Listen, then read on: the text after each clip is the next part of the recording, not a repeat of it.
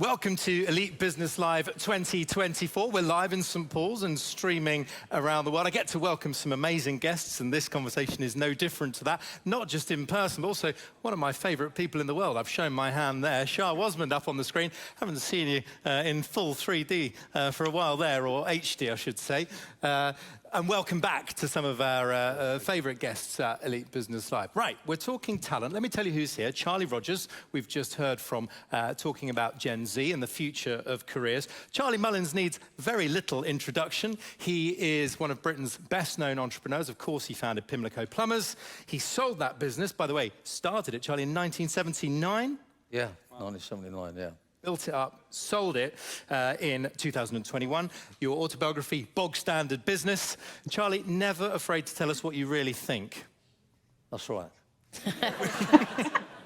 We're braced, don't worry, it's good. Right, okay. Now, welcome, stand by. Welcome to Milimo Banji. Milimo Banji is the co-founder or founder and CEO of Tap-In, a brilliant agency supporting some of the largest employers in the UK to attract and engage diverse talent. You've had some pretty good mentors along the way, Mills, including Sir Richard Branson himself. Good to see you, Mills. Yeah, good to see you, Ollie. Welcome to Tap-In now. Tamara Littleton is the founder and CEO of the Social Element Agency, also the co-founder of Polpeo. The agency, by the way, 300 people strong. You work with Visa, Smirnoff, Dr. Pepper. Polpeo is a crisis communications company. And by the way, Tamara just awarded CEO of the Year at the recent Campaign UK Inspiring Women Awards. Now, by no means least, beaming in virtually, Shaa Wasmund is, well, once upon a time, by the way, managed the legendary boxer Chris Eubank knockout when she set up a PR agency. And by the way, went on to set up a PR agency, and her first client was Sir James Dyson. So she doesn't muck about. She has founded and exited several businesses. And by the way, her book, Stop Talking, Start Doing, had 14 months as #1 in the W.H. Smith bestseller chart, beating many people, including Sir Richard Branson. Smashed it, Shaa. Thank you very much indeed for being with us. Thank you very much. Crikey, there you go, loud and clear, Shaa. Blew my wig off. So, why don't you complete this phrase, team, and then we'll get lots of questions. I'm going to start with you, Charlie. The future of work is? Well, the future of work, I think, is a must. I think it's part of your life, a big part of your life, and it brings you into society, and just, I think it's the difference of you know, being bone idle and staying at home and not being part of anything. And of course, you know, you start with nothing when you go in the workplace often, and it can lead to anything. And rightly, as Ollie said, I sold my business for, I think it was about 149 million. Roughly. Yeah, something like that. And 50 pence. But the point I'm really saying is working leads you to success, whether it just be from a personal point of view or financial point of view. And actually, Charlie, a life without work being fulfilling is a massive missed opportunity for everybody. Undoubtedly, undoubtedly. So hold that thought. We're going to go quite snappy just on this first question. The future of work is, Tamara? Hyper-flexible. Hyper-flexible. Is this my yoga teacher speaking? Where are we going? I think I'm probably going to be coming from a slightly different angle from some other people, but to me, it's all about having a personalised experience for work. I think the world has changed a lot, so I would say hyper-flexible. And just to give us a sense of where we're going to go with that, this is not just when you work, but where you work. Is that the sort of flexibility we're talking? Absolutely. Time, location, how you choose to work, just everything. Hyper-flexible, right, okay. Let's get into that in a minute. Right, Mills, the future of work is? I would say the future of work is skills-based. You know, it's about how employees and individuals develop their skills. You know, especially with the onset of AI, how do we differentiate ourselves as humans and do things that are different? And I feel like for us to have an advantage, or for all the generations to be successful in the world of work, we have to develop our skills. Yeah. And so, by the way, if you go back into what we've been talking about, our education system, you get a sense that there's a skill that we should be teaching but aren't. What would that be? If I'm going to be honest, I think it's entrepreneurship. You know, I think in businesses, for businesses to be competitive, for businesses to do things that are unique, we have to encourage our employees to be entrepreneurs.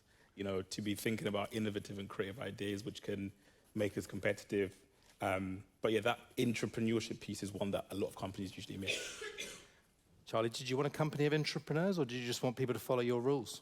Say that again? Did you want a company of entrepreneurs at Pimlico Plumbers, or did you just want people to follow the rules, do what you tell them?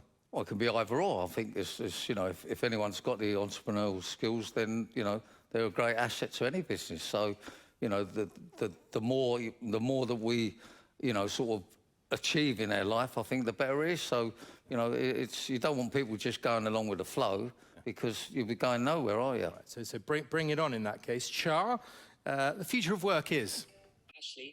Well, firstly, I think I'm demonstrating the hyper flexibility because I'm currently working in Marrakesh. I think the future of work is a portfolio. I think that in the future, and I think you touched on this previously with, you know, the concept of employees having side hustles. I think that the future of work will be that most people will do more than one thing, and the concept of having a job for life is done and dusted, and you know, 6 feet under. I think that the future is that people will have multiple careers, not just multiple jobs. They'll have multiple careers in their lifetime, and potentially they'll have multiple careers at the same time. I think it's both flexible and a portfolio. Yeah, and Charlie has absolutely spoken to that. I'm going to ask you just very briefly, Charlie Rogers, tell us for you, what is the future of work, if you had to distill what you've just been saying? I'd say it's distributed yet collaborative.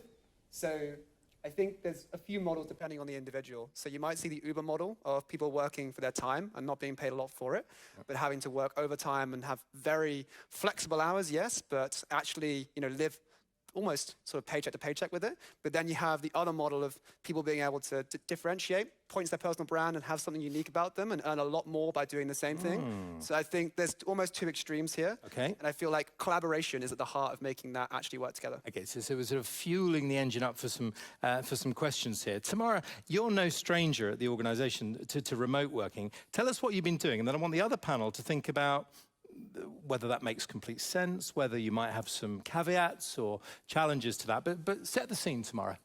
Sure. So to give a bit of context, so I started the Social Element 22 years ago. So it was before Facebook, Twitter, or YouTube even existed.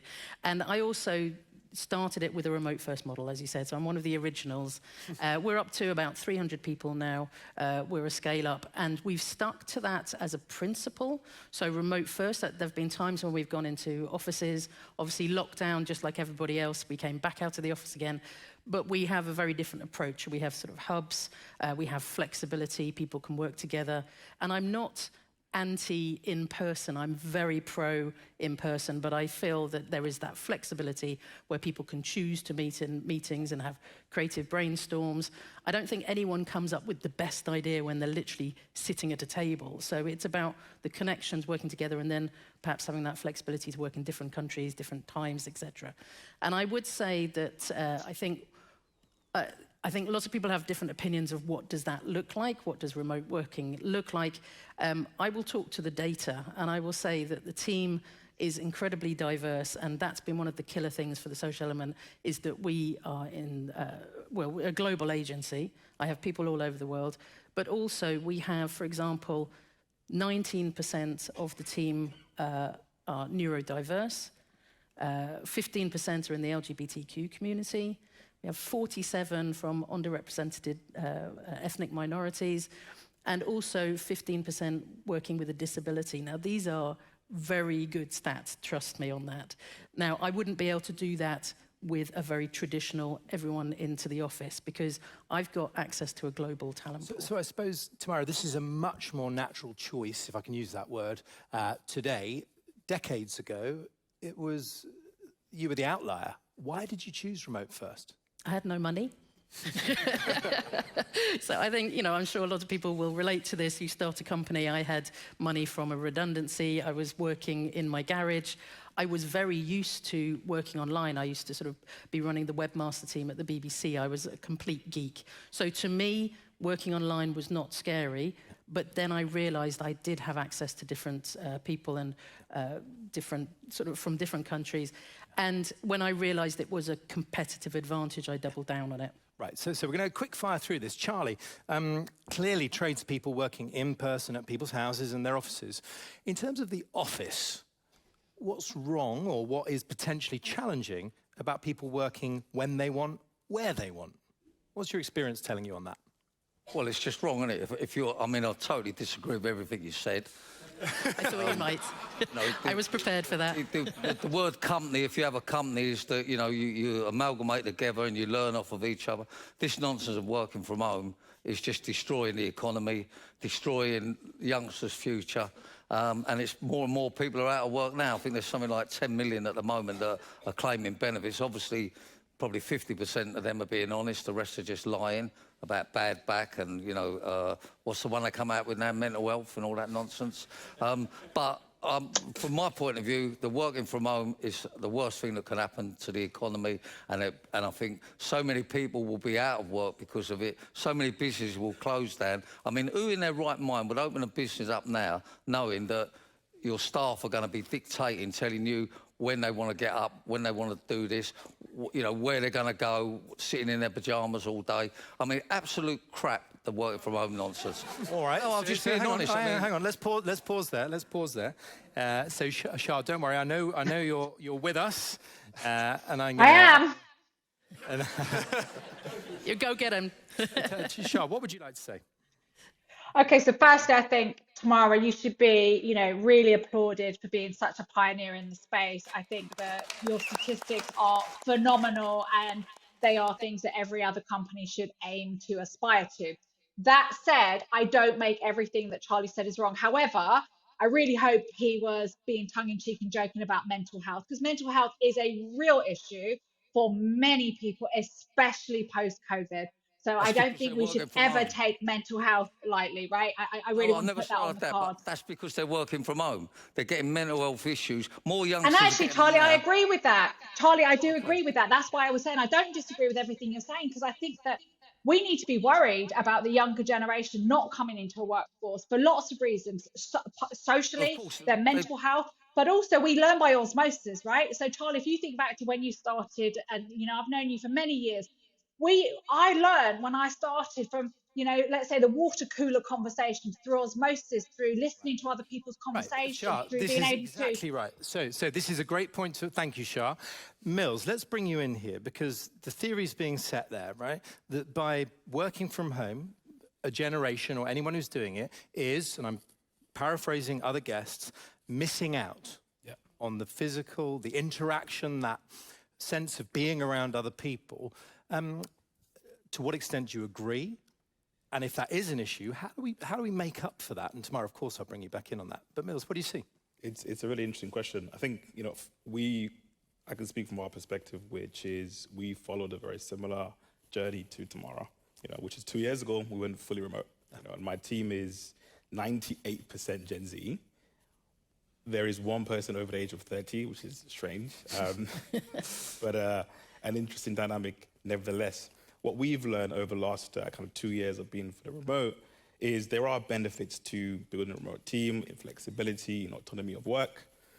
But as to Tamara's point, actually, we've started to see in the last 6 months that there are some challenges that we're facing. You know, the fact that we're not remote means that we don't have those water cooler moments. We don't have those moments where people can come in and have those conversations, number one. But number two, from a learning and development perspective, we're also finding that it's even more difficult for our team to have access to mentorship. Because when you're learning... How do you make up for that, Mills? How do you make up for that? Yeah, so we're building mentorship programs within the business, you know, and connecting actively with mentors in different spaces just to ensure that there are those opportunities, number one. But the second thing we're also doing is once a month, we're actually meeting in a physical location. So going away from just being fully remote to saying, actually, once a month, let's all come together, let's share ideas, let's share a couple of... who wants to... I see someone just... But yeah, it's exactly that. Once a month we meet and we share ideas. Shaa, our audience have clocked your reaction to this, and I'd like to hear more. You've never been one to play it's the fly. I'm being plagued by one single fly, and I'm thinking I'm going to just literally kill this mother. Have you not brought your chopsticks? All right, we'll come back. No, sadly, I haven't got my chopsticks. But no, I do think... Can I just add one thing, Ollie? I think it's really important that this shouldn't be an either-or conversation. Right. It doesn't have to be binary. It doesn't have to be it's either this way or that way. Surely this should be about finding a balance between the two that plays to the strengths of being able to work remote, whilst at the same time finding ways for people to come together when it's really important. Because I think that whenever you try to find a way of saying it can only be this or that, we all fail. Yeah, got it. Okay, so just coming back, Tamara, briefly, and let's take some questions. Show me where the questions are, please, in our studio here. But Tamara, on this point, you know, I've seen how you've built very strong teams. This concern that by working from home, they're isolated, that somehow their mental health might suffer. How have you pushed back against that and make sure it doesn't happen? Yeah, I'm happy to answer that, and I do want to acknowledge that I agree that it is not an either-or, and I think this is what's happening in the media at the moment. It's been presented as the latest sort of culture war of, like, let's get everyone back into an office 5 days a week, and actually there is this middle ground.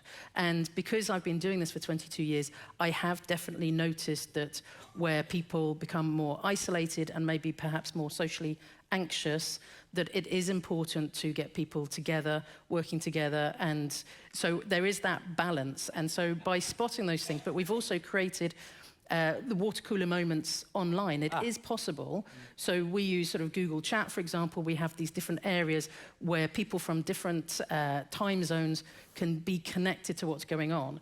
But also, if I twist it around, instead of having one sort of headquarters that is a physical office, the headquarters is online, but we do have access to hubs. So people, and I'm also a great believer in food and business, and you get together and you eat together. And so it's building in, so the money that we're saving on real estate, we can invest in having a great time. My team have been in Chicago and off-site this week. I'm meeting 10 of my team for an award ceremony tonight. Just put that in there. Yeah. So it's not that we're not connecting. We are connecting, but you can connect people maybe every few months, get that energy top up. I hear that, yeah. And then go back. Yeah, no, good. Well, kudos, good luck for tonight. Questions, observations, what's not been said? That's very clear. Thank you. I see you there, sir. I'm looking around the studio, so I see you there, Tracy. Why don't we, just looking around, I don't want to ignore parts of the room. Why don't you just go to this second row here for me? Feel free to say who you are, you don't have to. Got about 10 minutes left, everyone. Thank you. My name is Lewis Bronze. I run a company, English language teaching, called Sensations English. My background is in education entrepreneurship. If you could talk to an incoming Secretary of State for Education, what changes would you want to see made in schools to prepare people for the life they're going to have in Great work? question, Lewis. I'm going to ask you for one change each, including Shaa, of course, and be as blunt as you like. I'll start with you, Charlie R. I think it's knowing the possibilities out there and having a better understanding of how the world is exponentially changing and actually how today isn't what it looks like tomorrow or next year or the year after. Okay, you want to support a charity that does that? Have a look at Founders for Schools, by the way. I commend that to you. Yeah. Charlie, what change are you going to make? My change I would have is that we give students or youngsters that are leaving school different options rather than just university, the option of a skilled trade and apprenticeship. And that's the thing that I think we're lacking at the moment. Right, 100%. Right, I will come back to the two in the studio. Shaa, what change are you going to make? I would change the entire educational system because it was built for an industrial revolution that we no longer exist in. I would teach financial literacy to everyone so that we don't have such a chasm between the rich and the poor and that everybody actually has an equal opportunity in life. And I absolutely support what Charlie said. University is not for everyone. And the fact that there are so many opportunities today for young kids that they don't even realize because they have been indoctrinated into a way of working that actually doesn't exist anymore. So the short answer is you need to change the whole damn thing. Right, creative destruction, right. Right. Thank you, Shaa. Just a small idea there from Shaa Wasmund. Mills. Yeah. I would say more practical opportunities for young people at a much earlier stage in their journey to have access to work opportunities. And learning by doing. And learning by doing, exactly. So in high school, in university, access to opportunities to go experience the workplace and learn the practical skills that are necessary for development. Thank you. Tamara, very briefly, if you would. Thank you. I would definitely say entrepreneurial skills. We need to sort of drive more founders to create companies, and also perhaps the sort of the importance of things that I consider them soft skills, but things like negotiation skills, relationship building, selling, it was brought up earlier today. Yeah. I think that needs to be a key part. Love that. Well, we'll take some more questions. By the way, when we started Volunteer It Yourself, VIY, to give kids the skills to fix their own youth clubs, the first person to say yes to supporting us was Charlie Mullins. Was for what, sorry? I wasn't listening. I'm talking about VIY, Charlie, fixing their own youth clubs. You said yes to... Oh, yeah, that's you were our right, first yeah. support. As much as we're all saying, and just to add this, and I'm sure you're aware of this, I think the last year at school that they should obviously go into the workplace and get an idea of what it's going to be like, basically work experience. And I think the ones that are not that academic should start be learning sort of skilled trades in the last year. I think a lot of them are just wasting their time going through the motions. But it's all about getting into the workplace is the important thing. And that's why I'm against the working from home, because I think youngsters' futures is being ruined by this work from home. All right, that's loud and clear, so there'll be other views. Now, let's take a question right over here, Steve. Thank you. Be really pithy questions and answers. I'm not going to give you all a shot at answering this, I'm afraid. Please. I have a point and a question. Go for it. We are working from home. When I say we, I'm not a Gen Z, by the way, just a bit above that. When we are working from home, we're doing that for a reason, not to be lazy, but I'm sure a lot of employees do that, okay? There's a reason why we are working from home. That's probably because of a lack of accessibility in a workplace, a lack of inclusion as well. And also, we are living in a day and age with everything that's going on around the world, like financially, is people are staying in jobs because they have to, not probably because they're enjoying it. So to be in a workplace and for it not to be inclusive as well, people are working from home. Yes. So if we can fix the work environment and probably what we mentioned in the keynote talk as well, creating more jobs and creating your own role, we can immediately fix that problem. Got it. So, and my question is, how are we going to then tackle that? What can happen next? Because we're all going to have our biases, but we need to kind of come together. Right, very briefly, Charlie, have you got a quick response to that fix? Yeah, so I think it's definitely a collaborative approach. It's not the one-size-fits-all. And I think it's understanding the aspect of engaging rare talent. When you're remote first, you can engage people that otherwise couldn't work. That part-time mother, that one that's looking after the kid most of the days, how can she be engaged? It's sort of 3 hours a day, or how can she get involved as well? But you've also got to appreciate that it's knowledge work versus physical work, and actually how different they are as well. I think a lot of us live in a privileged world of like earning with our minds rather than our hands. And by the way, Charlie Rogers makes a point there that says you can get people into an office that could not otherwise physically have got there. You've got to agree, that is a bloody good point. Well, of course it is, but the ones that work from home should be the ones that, as you say, have got childcare or looking after elderly or disabilities, and I think it should be. A lot of people ain't going to like this. A two-tier pay system, 50% less for working from home or working less from home, and 50% more for coming into the office. Right, Tamara, I'm sure you'll love that, right? Completely. So, no, I don't think we can pay people less just Sorry? because Why they're is that working then? from home. Why? It doesn't make any sense if that's going to be one of your arguments. But You've got I a would lot just of like people. to answer back on that. So Let me just finish this. You've got a lot of people working from home that are not working from home. I know of many people that are doing gym lessons from home. They're going to the beauty shop. No, but I'm just saying to you, I think this is the human problem with the beings, human media, beings. kind of creating this environment that people I'm telling you now, working from home 100% agree, is not the way Tamara. forward. But also what I would say is that something that we're ignoring is the rising cost of childcare.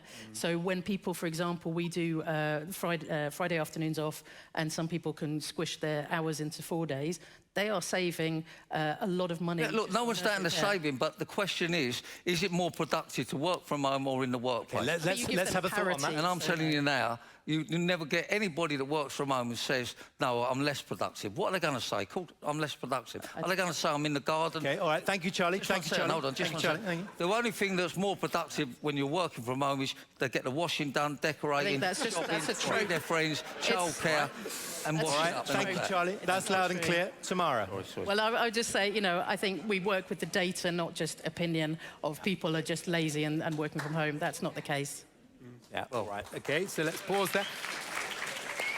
Now, we're going to run into our last few minutes. So Charlie, why don't I put this to you, and we'll kick another question. There was a very strong one here in the second row here, very keen. Charlie, I put it to you that saying that Gen Z care more about the world. Okay, these are not generational things. These are human things. Every generation cares equally about these things. It just so happens that we have woken up as organizations to these things, and you're over-crediting Gen Z with being more caring, more enlightened. And the reality really is not that. I think it's a trade-off, yeah? It's choosing between earning a higher income or following your purpose. And I think Gen Z is more aligned to deciding to follow that purpose above being paid more. Okay, have you got any data on that?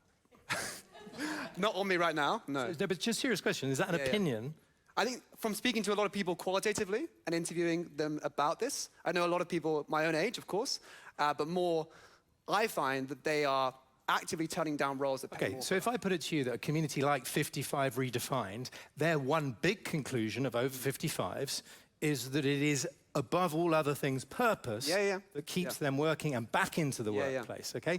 Well, that blows your theory out the water, doesn't it? No, for sure. It's not just Gen Z.